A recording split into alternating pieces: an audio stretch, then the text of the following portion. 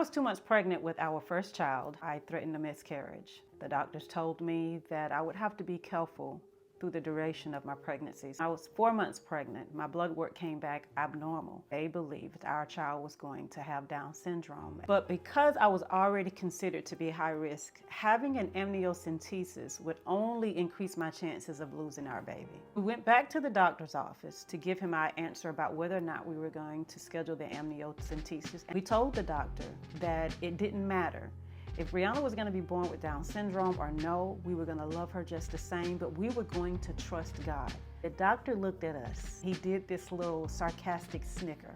When I was 7 months pregnant, I was diagnosed with preeclampsia. They had to go in and stop the contractions. I didn't even know that I was in labor. My blood pressure was through the roof. The doctor explained to us that because her lungs had not fully developed, if I was to give birth to her then, her chances of survival would decrease dramatically. I was in the hospital for nearly 2 weeks and I only got worse. I gained 40 pounds worth of fluid alone. It got even worse one night when I was lying in bed and all of a sudden my body started convulsing. I could hear, I could see. I was literally trying to tell my body to stop doing this, stop. I remember seeing my mama get up, calling for the nurse. The more the shaking began to increase, the darker the room began to come. I started thinking to myself, Lord, if I'm getting ready to die, please forgive me for any sins. And then after a while, everything went dark. I would find out later that all of that was happening. I pulled my husband aside and said, listen, we've got a choice that we need to make. Because the longer we hold off the labor, the higher the chances of your wife not making it. But she gives birth now,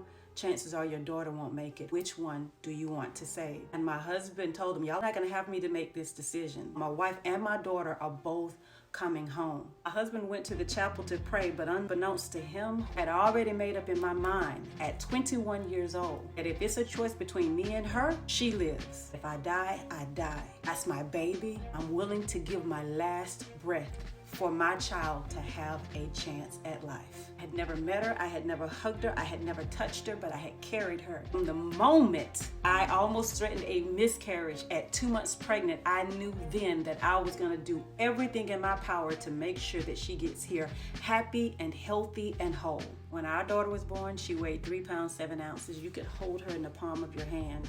No Down syndrome.